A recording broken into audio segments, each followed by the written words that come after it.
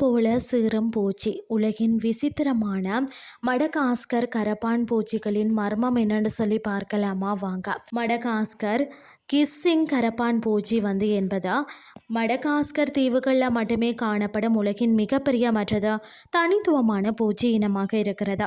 ஆபத்து காலங்களில் காற்றை வெளியேற்றி விசில் அடிப்பது போன்ற கிஸ் ஒளியை எழுப்புவதால் இந்த பெயரை பெற்றிருக்கிறதா. இவை 2 முதல் 4 அங்குலங்கள் வரை நீளமாக வளரக்கூடியவை, ஆனால் மிகவும் வேகமாக ஓடக்கூடியவை. இவற்றின் கால்களில் உள்ள சிறிய உறிஞ்சிகள் மற்றும் கொக்கிகள் மூலம் மென்மையான பரப்புகள், மரங்கள் மற்றது கண்ணாடி சுவர்களில் கூட மிக எளிதாக ஏறக்கூடியவை.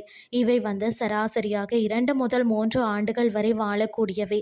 சில சூழ்நிலைகளில் 5 ஆண்டுகள் வரை கூட இவை உயிர் வாழ்கிறது. இவற்றின் மிக முக்கியமான மற்றது பிரத்யேகமான சிறப்பு பார்த்தீங்கன்னா, இவை ஆபத்து காலங்களில் இனச்சேர்க்கையின் பொழுதும் அல்லது பிற பூச்சிகளுடன் சண்டையிடும் பொழுதும் பாம்பு போல சீறும் ஒளிய எழுப்பும். மற்ற பூச்சிகள் தங்கள் கால்களை தேய்த்து சத்தம் எழுப்பும். ஆனால் இந்த இனம் மட்டுமே தனது உடலின் பக்கவாட்டில் உள்ள சுவாச துளைகள் வழியாக காற்றை வேகமாக வெளியேற்றி இந்த சத்தத்தை உருவாக்குகின்றது. மனிதர்களை போல வாய் வழியே அல்லாமல் தங்கள் வயிற்று பகுதியில் உள்ள துளைகள் வழியே காற்றை வேகமாக வெளியேற்றி இந்த ஒளியை உருவாக்குகின்றன. ஆண் மற்றது பெண் பூச்சிகளை அவற்றின் தலைப்பகுதி கொம்புகள், உணர்கொம்புகள் மற்றது வயிற்று பகுதி ஆகியவற்றை வைத்து எளிதாக வேறுபடுத்தி அறியலாமா.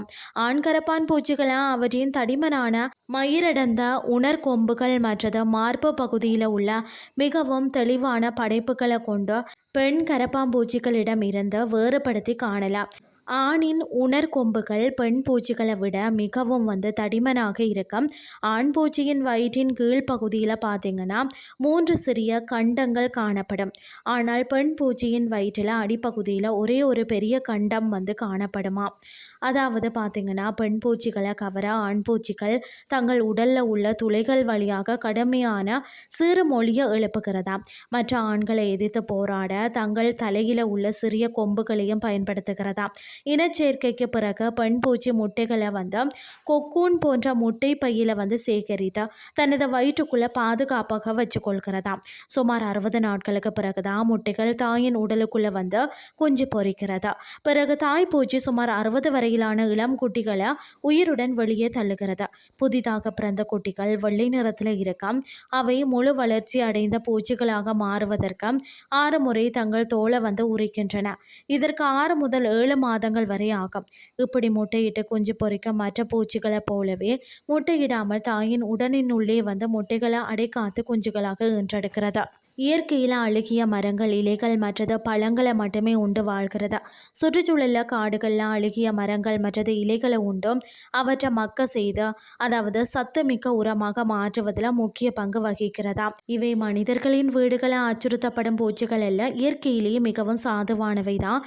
கடிப்பதில்லை, நோய்களை பரப்புவதில்லை, துர்நாற்றம் வீசுவதில்லை. இவற்றின் தனித்துவமான குணங்களால் தான் பல நாடுகளில் மக்கள் இவற்றை கண்ணாடி தொட்டிகளில் செல்ல பிராணிகளாகவும் வளர்க்கிறார்கள். இன்றைய கிறிஸ்டி உங்களுக்கு பிரயோசனமாக அமைஞ்சிருக்கும்னு சொல்லி நான் நம்புகிறேன். இதே மாதிரி மற்றும் ஒரு கிறிஸ்டின் வேலையாக உங்களை சந்திக்கிறேன். நன்றி.